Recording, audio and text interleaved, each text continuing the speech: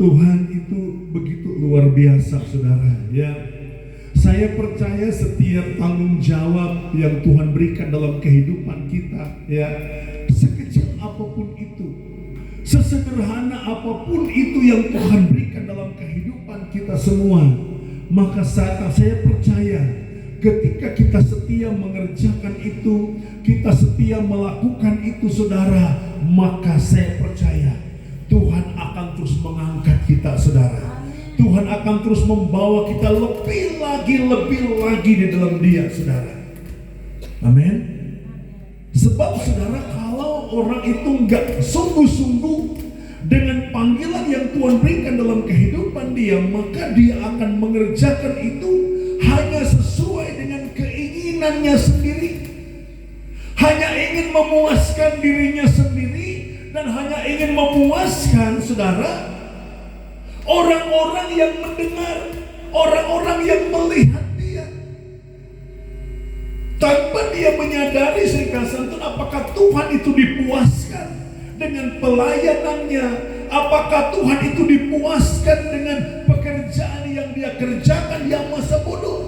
Yang penting orang disenangkan, orang-orang melihat itu senang dengan penampilan yang dia lakukan, saudara. Sehingga serikasih Tuhan, panggilan yang sesungguhnya yang Tuhan berikan dalam kehidupan dia tidak pernah kerjakan, saudara. Nah, karena itu serikasih Tuhan, ya, pada hari ini kita akan melihat satu kebenaran firman Tuhan dalam Yunus pasal 1. Kitab Yunus pasal 1, saudara. Kita akan baca ayat pertama sampai dengan ayatnya yang ke-16. Yunus pasal 1 ayat pertama sampai dengan ayatnya yang ke-16. Saya akan bacakan firman Tuhan ini bagi saudara.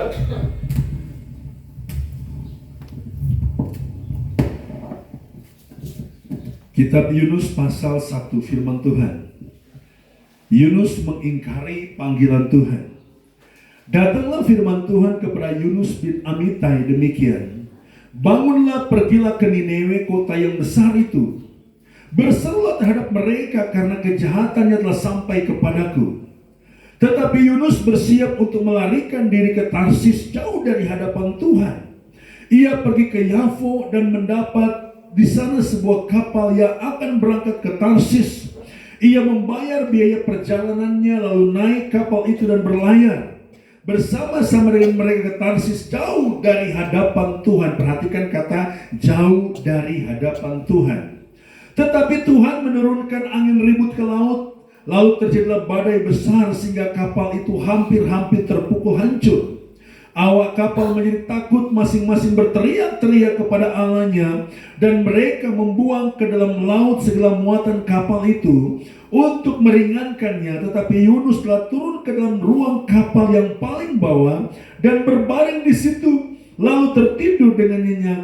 Datanglah nakoda mendapatkannya sambil berkata, bagaimana mungkin engkau tidur begitu banyak, begitu nyenyak? Bangunlah, berserulah kepada Allahmu, barangkali Allah itu akan mengindahkan kita, sehingga kita tidak binasa. Lalu berkatalah mereka satu sama lain, marilah kita buang undi supaya kita mengetahui karena siapa kita ditimpa oleh malapetaka ini. Mereka membuang undi dan Yunuslah yang kena undi. Berkatalah mereka kepadanya, beritahukanlah kepada kami, karena siapa kita ditimpa oleh malapetaka ini? Apa pekerjaanmu dan dari mana engkau datang? Apa negerimu dan dari bangsa manakah engkau? Sautnya kepada mereka, aku seorang Ibrani. Aku takut akan Tuhan Allah yang mempunyai langit, yang telah menjadikan lautan dan daratan. Orang-orang itu menjadi sangat takut lalu berkata kepadanya, apa yang telah kau perbuat? Sebab orang itu mengetahui bahwa ia melarikan diri jauh dari hadapan Tuhan. Hal itu telah diberitahukannya kepada mereka. Bertanyalah mereka, apakan engkau supaya laut menyeredah dan tidak menyerang kami lagi? Sebab laut semakin bergelora. Sahutnya kepada mereka, angkatlah aku, campakkanlah aku ke dalam laut, ke dalam laut, maka laut akan menjadi reda dan tidak menyerang kamu lagi.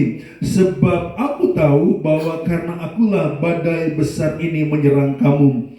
Lalu berdayunglah orang-orang itu dengan sekuat tenaga untuk membawa kapal itu kembali ke darat. Tetapi mereka tidak sanggup, sebab laut semakin bergelora menyerang mereka. Lalu berserulah mereka kepada Tuhan, katanya, ya Tuhan, janganlah kiranya engkau biarkan kami binasa karena nyawa orang ini, dan janganlah engkau mentanggungkan kepada kami darah orang yang tidak bersalah, sebab engkau Tuhan berbuat seperti yang kau kehendaki. Kemudian mereka mengangkat Yunus, lalu mencampakkannya ke dalam laut, dan laut berhenti mengamuk. Orang-orang itu menjadi sangat takut kepada Tuhan, lalu mempersembahkan korban sembelihan bagi Tuhan serta mengikrarkan nazar. Amin. Saudara yang kasih Tuhan, judul firman Tuhan ini adalah Yunus mengingkari panggilan Tuhan. Ya. Kalau dikatakan mengingkari panggilan Tuhan, saudara, itu bukan berarti dia mau jauh di hadapan Tuhan, tidak. Ya. Bukan berarti dia akan tinggalkan Tuhan. Kenyataannya dalam ayatnya yang ke-9 dia berkata, ya, sautnya kepada mereka, aku seorang Ibrani, aku takut akan Tuhan. Ya, ini menunjukkan bahwa Yunus ini bukan orang yang biasa. Yunus ini tetap takut akan Tuhan, dia tetap cinta akan Tuhan, dia tetap setia kepada Tuhan. Tetapi di dalam hal panggilan yang Tuhan berikan dalam kehidupan dia untuk pergi ke Niniwe, Alkitab berkata dia mengingkari. Ya, dia seakan-akan ingin keluar daripada apa yang sudah Tuhan tetapkan dalam kehidupan dia. Dia ingin keluar, dia ingin mengingkari panggilan Tuhan. Oh, nggak mau, saya mau ke sana. Saya tahu keadaan orang-orang di sana. Saya tahu keberadaan orang-orang di Niniwe. Saya tahu, saya nggak mau pergi ke sana. Tetapi yang kita lihat di sini adalah Tuhan tidak melihat keberadaan orang-orang di sana, tetapi Tuhan menaruh belas kasihan kepada mereka. Apakah Tuhan gak sanggup untuk menyelamatkan mereka? Gak perlu pakai Yunus toh. Tapi Tuhan mau Yunus harus ke sana, saudara. Tuhan mau agar supaya Yunus bisa tampil di sana, memberitakan tentang kabar baik kepada mereka, memberitahukan kepada mereka bahwa kamu harus bertobat. Amin. Bukan berarti Tuhan gak sanggup. Tuhan lebih hebat daripada Yunus, saudara. Tetapi Tuhan mau agar supaya dia hanya mau belajar taat saja sama Tuhan. Amin. Tuhan mau supaya dia hanya belajar setia kepada Tuhan.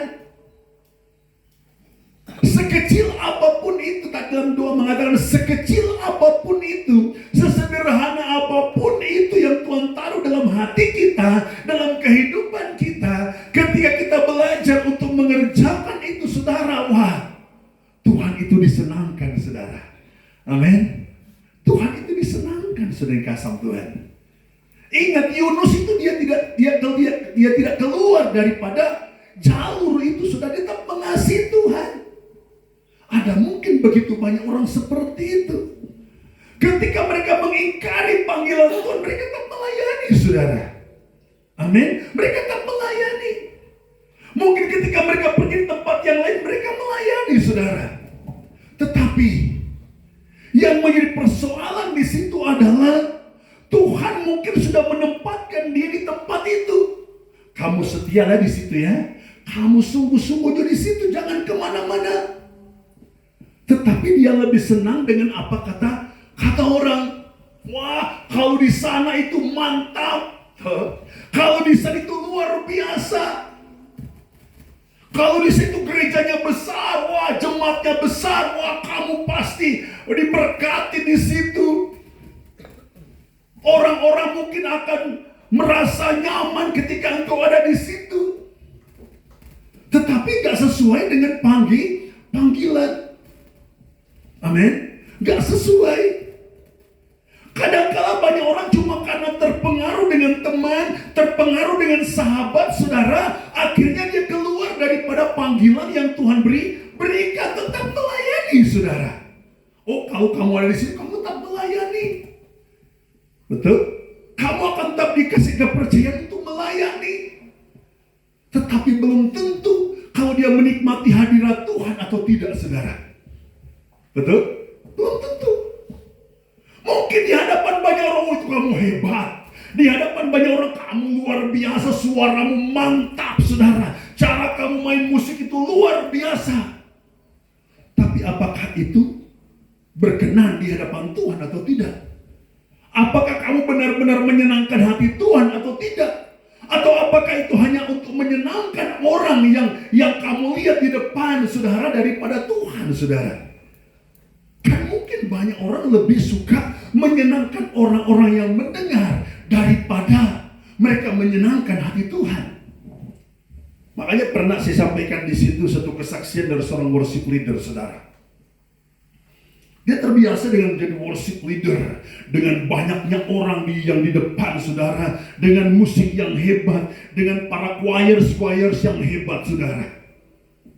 Tetapi suatu ketika dia dibawa oleh Tuhan ke suatu tempat, saudara, dan Tuhan memperdengarkan kepadanya tentang orang-orang yang menyanyi, tentang orang-orang yang main musik, saudara.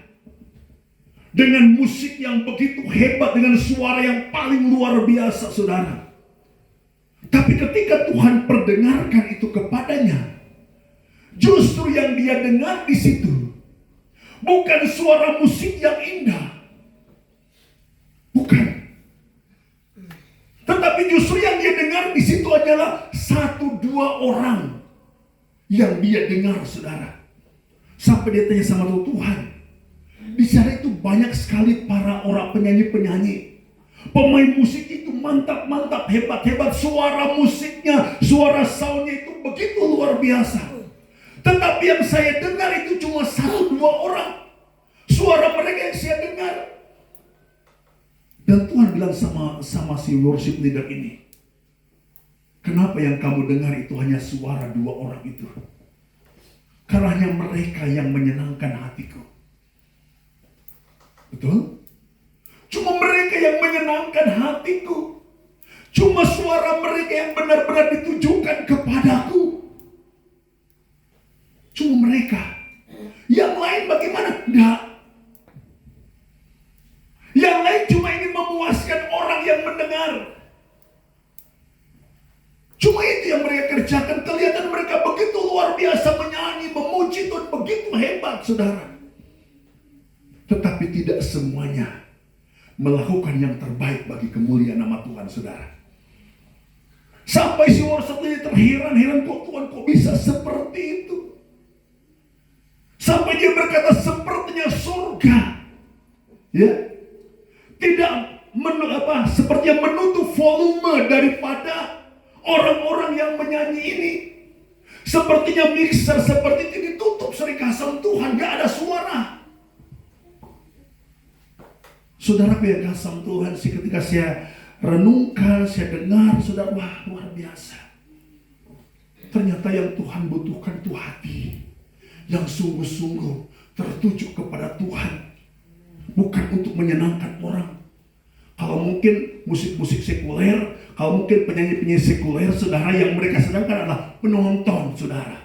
Betul? Penonton yang mereka senangkan dengan lagu-lagu mereka. Oh, senang sekali tuh penonton kalau lihat, saudara. Karena mereka menghibur penonton dengan suara mereka, saudara, dengan musik mereka. Penonton akan senang, mereka akan bergairah secara duniawi, saudara. Coba kalau mereka datang tiba-tiba nggak ada penonton, saudara, pasti mereka kecewa, saudara. Kecewa karena nggak ada penonton, saudara, kasam Tuhan. Tetapi bagi kita kan nggak seperti itu. Kita melayani Tuhan, melakukan panggilan yang Tuhan berikan kepada kita, kita hanya tertuju kepada Tuhan. Makanya sebanyak apapun orang yang hadir, 1-2 orang itu hadir, saudara, kalau hati kita benar tertuju kepada Tuhan, firman Tuhan berkata, di mana 2-3 orang berkumpul dalam nama-Ku, Aku ada di situ. Betul? Tuhan ada. Karena itu sering kasam Tuhan. ketika kita mengerjakan panggilan yang Tuhan berikan dalam kehidupan kita, kita akan rasakan damai sejahtera. Kita akan rasakan sukacita. Terima kasih Tuhan, aku bisa menyenangkan hati Tuhan, aku bisa memuaskan hati Tuhan, saudara. Amin. Saya percaya 2025 itu yang Tuhan mau dalam hidup kita. Saya sambil mandi sering kasam terus saya renungkan ayat-ayat itu, semua luar biasa. Sementara mandi, seperti ada sesuatu yang Tuhan taruh dalam hati saya. Ternyata itu yang aku butuhkan dalam hidupmu. Sementara mandi sering kasam tangan. Seperti ada perkataan-perkataan itu muncul dalam hati saya, ditaruh dalam hati saya. Tuhan, ini yang kau kehendaki dalam kehidupanku, dalam pelayananku, yang kau percayakan dalam kehidupanku. Itu panggilan yang kau berikan dalam kehidupanku, Tuhan. Wah, luar biasa saudara, luar biasa. Sampai dalam hati saya berkata, Tuhan, sekecil apapun panggilan yang kau berikan dalam hidupku, aku mau tetap setia. Karena aku tidak menyenangkan manusia, tapi aku menyenangkan Tuhan. Kenapa orang bisa terjebak dengan hal seperti itu? Ya, karena terpengaruh dari luar, saudara. Anak bungsu salah satunya yang keluar dari panggilan itu anak bungsu, saudara. Kenapa dia keluar daripada bapaknya? Ya, yang pertama sering kasam, dia terpengaruh dengan keadaan di luar. Mungkin dia bosan cuma dengan dia papa terus. Ya, dia sudah bosan cuma dengan dia papa terus dan dia kakak terus. Dia bosan, saudara. Dia ingin mendapatkan yang lebih wah daripada itu. Saudaraku, bapaknya gak pernah melarang dia untuk pergi-pergi. Silahkan, kamu nikmati sesuai dengan kemauanmu. Dan ternyata selama dia pergi, dia gak menemukan damai sejahtera, saudara. Amin. Kalau mungkin pada zaman itu ada WA, ada segala macam, dia mulai ikut apa kata teman-teman. Oh, di sini hebat, di sini luar biasa. Wah, dia mulai terhibur, dia mulai ikut dengan kemauan mereka, saudara. Tapi di sana dia tidak menemukan damai sejahtera. Dia tidak menemukan sukacita, saudara. Mungkin tempatnya hebat, orang-orang di sana begitu banyak, saudara. Tapi dia tidak menemukan damai sejahtera di situ. Dia tidak menemukan sukacita di situ, saudara. Mungkin orang mengagung-agungkan, oh kamu hebat, kalau kamu main musik hebat, kalau kamu menyanyi hebat, tapi dia nggak mengalami damai sejahtera. Dia nggak mengalami. Makanya anak bungsu ini sering kasam Tuhan, dia mengalami kematian rohani. Betul? Mengalami kematian rohani. Tempatnya saja wah, tempatnya saja hebat, saudara. Musiknya saja hebat dan luar biasa. Tetapi rohaninya bukan bertumbuh naik, tapi semakin turun, sering kasam Tuhan. Makanya Alkitab berkata, muncullah kemiskinan anak bungsu ini, saudara. Dia mengalami miskin rohani, saudara, kasam Tuhan. Miskin rohani. Karena ada lagi Bapa yang bersama dengan dia. Kalau dia masih sama-sama dengan dia Bapa selalu menguatkan dia, saudara, menghibur dia, memberikan semangat dalam kehidupan dia. Tapi ketika dia keluar dari hadirat Allah, saudara, kemiskinan terjadi. Miskin rohani. Untung tidak mati rohani, saudara, sama Tuhan. Artinya masih ada kesempatan, masih ada waktu. Ketika dia mau kembali kepada bapaknya, wah, bapaknya senang. Sampai Alkitab berkata bapaknya mulai berlari dan mendapatkan anak ini. Anaknya dipulihkan kembali, dia kembali kepada bapaknya. Dia kembali kepada panggilan yang Tuhan berikan dalam kehidupan dia, saudara. Mungkin saja anak bungsunya berkata, cuma kita dari bapak terus di situ. Cuma dari kakak juga di situ.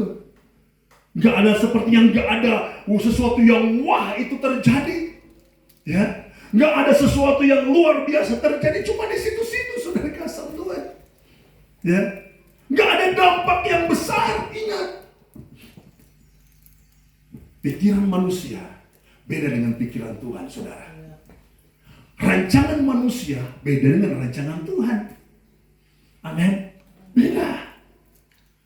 Kalau manusia menginginkan lebih hebat, lebih luar biasa, tapi Tuhan Kadang-kala Tuhan membawa kita kepada perkara yang kecil. Kita mau setia dengan perkara kecil, saudara, karena Alkitab berkata, jika engkau setia dengan perkara kecil, maka Tuhan akan berikan yang lebih besar. Tapi kapan itu terjadi? Itu bukan urusan kita, itu urusannya Tuhan, saudara. Amin, saudara. Itu urusannya Tuhan, serikasam Tuhan. Ya, dia kembali kepada Bapaknya, dia menikmati kembali hadirat yang Bapa berikan dalam kehidupan dia. Oleh karena senangnya hati Bapa ketika anaknya itu datang, saudara. Alkitab berkata, Bapa ini mulai memberikan apa yang menjadi kerinduan hatinya, saudara. Karena dia mau kembali. Yunus ini mengingkari panggilan Tuhan. Dia keluar dari jalur yang Tuhan berikan dalam kehidupan dia. Dia gak mau pergi. Wah, ini dia itu orang jahat di sana. Gak perlu saya mau ke sana. Biar Tuhan sendiri yang datang. Membuat mereka bertobat, saudara. Makanya Alkitab berkata, Yunus keluar dari panggilan, saudara. Tetapi dia tetap setia sama Tuhan. Tetap setia sama Tuhan. Di tengah pelariannya, Alkitab berkata, atas penentuan Tuhan, Tuhan buat laut bergelora, saudara kasih. Tuhan buat angin badai terjadi, saudara kasih Tuhan. Ini orang yang keluar dari panggilan Tuhan, saudara. Ujian dan ujian boleh datang. Masalah boleh datang dalam kehidupan dia, saudara. Untung Yunus bisa sadar. Untung Yunus bisa menyadari semua panggilan itu dalam kehidupan dia. Dengan adanya Tuhan izinkan masalah besar, tantangan besar, laut bergelora dan lain sebagainya. Sudah dia mulai menyadari, Tuhan ampuni aku. Dan Tuhan masih berkenan dalam kehidupan dia, saudara. Artinya apakah Tuhan nanti mau tunggu badai yang besar baru Tuhan mau kembali kepada jalan yang Tuhan berikan dalam kehidupan kita semua, saudara? Orang-orang pasti berusaha untuk menjauhi itu, saudara kasih Tuhan. Tapi kalau saatnya Tuhan tiba, Tuhan gak bisa berbuat apa-apa. Amin. Kadang saya renungkan begini, saudara. Setiap proses demi proses yang Tuhan izinkan di 2024 itu akan membentuk kehidupan kita semua. Ketika kita ada di tahun yang baru, supaya orang semakin setia dengan Tuhan, saudara. 2024 sudah berlalu, tapi ujian yang pernah kita alami selama itu bukan satu hal yang mudah. Ya, teguran yang mungkin Tuhan berikan kepada kita bukan satu yang gampang. Tetapi kalau bagian yang terpenting yang Tuhan berikan dalam kehidupan kita untuk kita melihat apa sesungguhnya panggilan yang Tuhan berikan dalam kehidupan. Artinya, saudara kasih Tuhan, bahwa dia tidak akan mudah terlena, dia tidak akan mudah tergoda dengan apa kata teman. Ya, mungkin ada orang berkata, wah di gereja Pak Adri, wah cuma begini dan lain sebagainya. Ya, cuma begitu. Tapi bagi saya secara pribadi, saudara kasih Tuhan, tetaplah ada dalam panggilan Tuhan, saudara. Amin. Tetap setia dalam panggilan yang Tuhan berikan dalam kehidupan kita, saudara. Karena itu yang Tuhan mau, saudara kasih Tuhan. Kita menginginkan sesuatu yang wah, sesuatu yang hebat, saudara. Tapi bukan nama Tuhan yang dipermuliakan. Hanya untuk supaya kita dihormati, hanya untuk Tuhan supaya dihargai dan lain sebagainya, saudara. Saudara yang kasih Tuhan. Anak sulung kembali kepada anak, kalau tadi anak bungsu, sekarang anak sulung, saudara. Ternyata anak sulung ini sekalipun dia bersama dengan bapak, setia dengan bapaknya, tetapi dia juga adalah orang yang terhilang. Dia keluar bukan dari panggilan yang diberikan dalam kehidupan dia. Ternyata anak sulung ini seringkali dia lebih fokus dengan teman-temannya, dia lebih fokus dengan sahabat-sahabatnya daripada dia fokus kepada bapaknya, saudara. Makanya dia katakan, Bapak, selama ini aku bersama dengan Bapak, tapi Bapak tidak pernah memberikan kepadaku satu ekor domba pun untuk saya bisa nikmati bersama dengan sahabat-sahabat saya dan teman-teman saya. Tapi ternyata anak sulung ini sekalipun dia ada dengan dia Bapak, fokusnya bukan kepada hadirat Allah. Dia lebih fokus bagaimana senangkan hati dia punya teman-teman, senangkan hati daripada sahabat-sahabatnya daripada Tuhan, saudara. Ya, Saya mau dibukakan dengan perkara buat Tuhan. Ampuni. Kan berarti nggak salah. Bukan berarti salah kalau orang punya teman. Salah kalau orang nggak punya sahabat, saudara.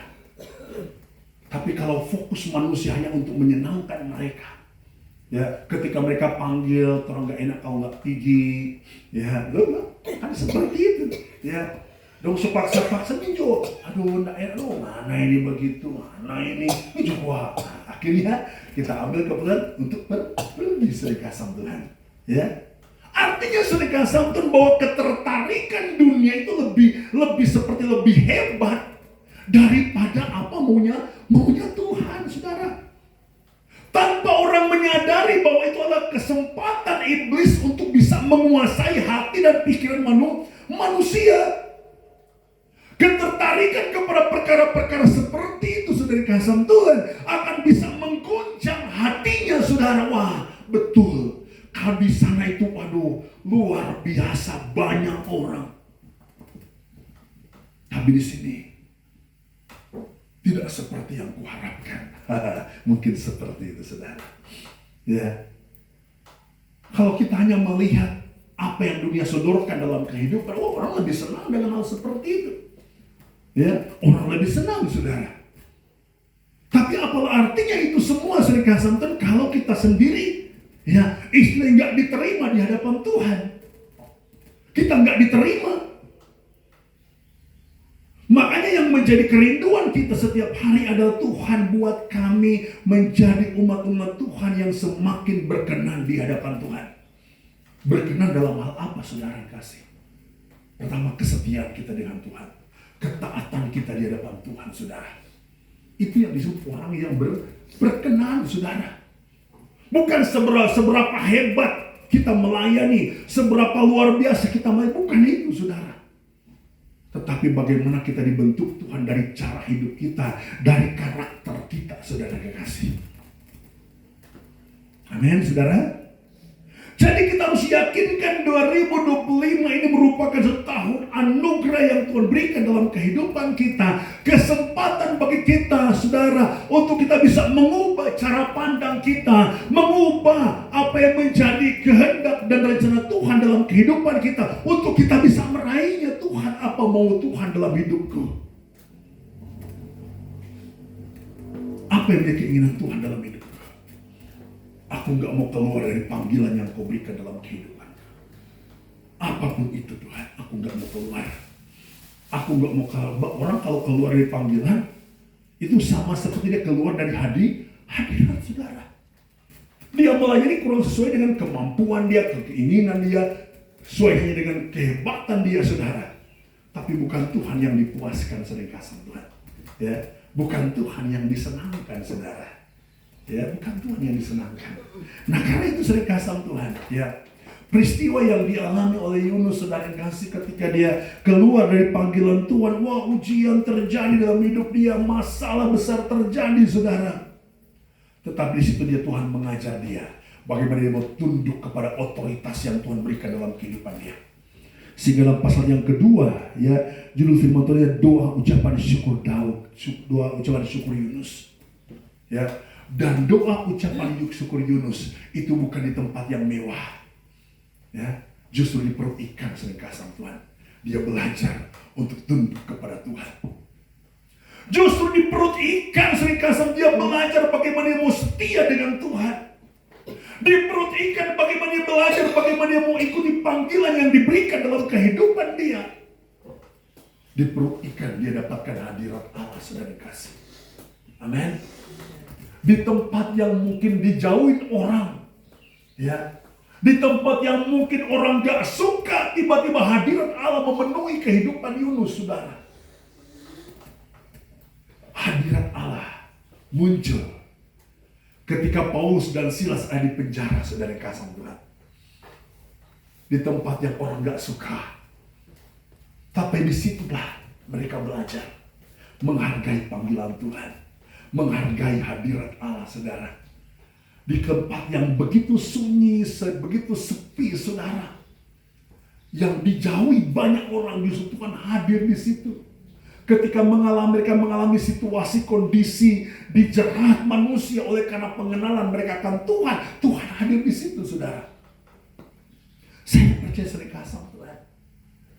Dimanapun Tuhan bawa kita, sekalipun secara hati nurani kita seperti yang menolak Tuhan, kenapa kita ada di sini Tuhan? Tapi hadirat Allah di situ. Di situ kita belajar untuk mensyukuri panggilan yang Tuhan berikan dalam kehidupan kita, saudara. Amin. Kita belajar untuk mensyukuri panggilan Tuhan. Waduh, luar biasa, saudara. Ketika Yunus mensyukuri panggilan Tuhan yang diberikan kepadanya, saudara, Alkitab berkata di pasal yang ketiga, Tuhan suruh dia pergi ke Niniwe, saudara. Dan benar, ketika dia datang ke Niniwe, saudara, perjalanannya begitu panjang untuk sampai di Niniwe. Alkitab berkata, sehari perjalanan jauhnya untuk bisa sampai di tengah kota, saudara. Dia harus belajar bayar harga. Ya, tetapi Tuhan perhitungkan apa yang dia kerjakan, saudara. Sekali dia berseru kepada Tuhan, sekali dia sampaikan kepada orang-orang Niniwe, saudara kasih, terjadi pertobatan besar. Terjadi sesuatu yang luar biasa, saudara. Sekalipun kadangkala di akhir cerita daripada Yunus ini, saudara, ya, seperti dia marah dengan keadaan seperti Tuhan sudah bilang, Pak Tuhan, waktu kita masih pakai negeri, kita demo di sana. Ternyata dia cemburu dengan keadaan orang-orang Niniwe, orang jahat, mereka bisa berjumpa Tuhan, mereka bisa bertobat, saudara. Ya, dia tidak menyadari hati Tuhan itu ada di situ. Amin. Hati Tuhan ada di situ. Sehingga ayat yang ke-10 dari pasal 4 dikatakan begini. Lalu Allah berfirman, engkau sayang kepada pohon jarang itu yang untuknya sedikit pun engkau tidak berjerih payah, dan yang tidak engkau tumbuhkan, yang tumbuh dalam satu malam dan binasa dalam satu malam juga.